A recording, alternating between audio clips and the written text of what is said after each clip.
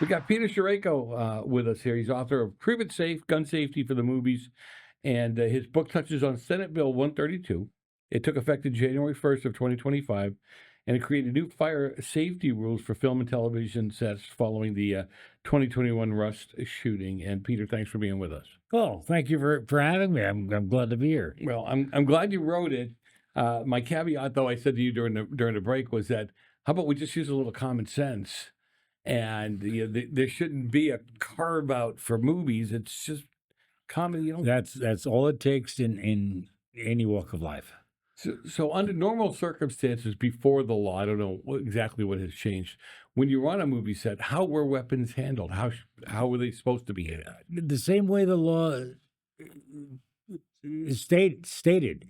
I've been doing it since 1989. We've done well over 1,000 shows. My little company, and it's all common sense stuff that we've been doing. Everybody's been doing. The tragic accident that happened in 21, which brought all of this about, was the result of stupidity, of just carelessness, and not doing anything right. In the book, I mentioned that the first accident happened in 1915, which was the same thing, Right. just an accident that someone wasn't paying attention. And nothing has happened until 1984. So all that time, people were using common sense, and they were using live ammunition on sets. They were using thousands, hundreds of thousands, millions of blanks, and nobody was hurt.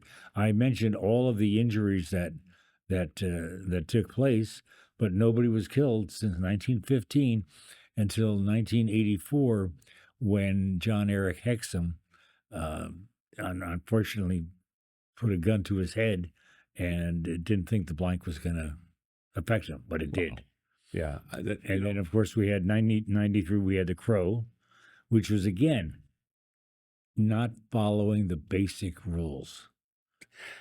If you're a gun owner, period, and you understand gun safety, you would apply the same rules you would in your home on the set, and we wouldn't have these issues. But first of all, you have give us an idea. Like, you have a prop master, I think is what it's called, right?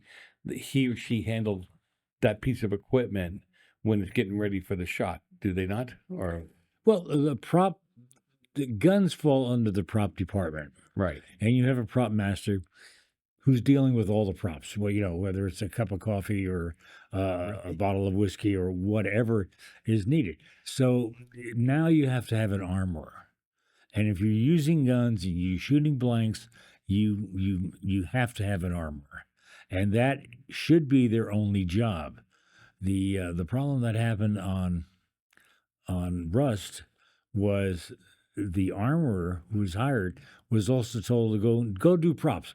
Go handle this stuff. Go fold bed sheets, whatever, and was not on the set when this happened. Just amazing. Now, why would live rounds be needed on a set like that? Live rounds are needed on sets. Have been used on sets forever.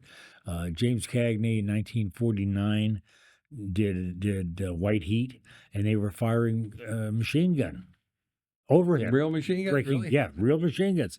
And he ducked, and he was hiding down, and it was there. In Donna Reed, in the Jimmy Stewart movie, the wonderful Christmas movie, It's a Wonderful Life. Yeah. They hired a sharpshooter. She has to throw a rock through a window, and they hired a sharpshooter to shoot the window out. She was good enough that she threw the rock through the window, so they didn't need the sharpshooter. But they did that. We've used. I do a lot of westerns, and they're poverty row westerns because big budget westerns aren't done a lot. Right. But we do a lot of small budget movies. Well, when you have a small budget, And look at your show. You have a small budget. You have a tight budget. You have to work with it. So we were doing a show one time in Arizona, and the director wanted these girls were going after the bad guy who killed one of their friends, and they're doing a scene where they're practicing shooting. So he calls a special effects company, and they said, "Oh yeah, it's going to cost about $2,500 to. They have to score the bottles and do all of this Mhm. special effects stuff." And he said, "I don't have that money in the budget." So I had an armorer working with me, and I was working on the show. And I said, "Give me $10 for a box of ammunition." And what we did was we had the camera set up. Everybody gets out of there. The armorer and I, we had bottles and cans set up on a fence, and we shot them. And the camera was just totally on the fence. And you see things breaking and so forth. And then now it's the girls shooting. So now we get rid of everything else. We put the girls there. We give them the guns with blanks, and everything is checked. And now they're shooting towards the fence. Thanks, and it worked. So give us an overview. Prove it safe. I mean, what brought you into writing the book? I realize it was based on the law, but what do you cover in the book? I wrote the book. A publisher called me last year and said, "We need a book on this. We need the lessons for Right. people to learn and to follow the rules." And so I explained the rules that I do as an armorer or the armorers that I hire. And it's a very simple set of rules. If they would have followed that on Rust, nothing would have happened. Do you think that the people that lacked the common sense and were responsible for these injuries should be held accountable criminally? I don't think it's a criminal act. I think it's a mistake. It's an accident. It's a bona fide accident that happened on Rust. I blame literally 9 people Wow. for the accident, Wow. and unfortunately, the armorer had to serve 18 months in jail.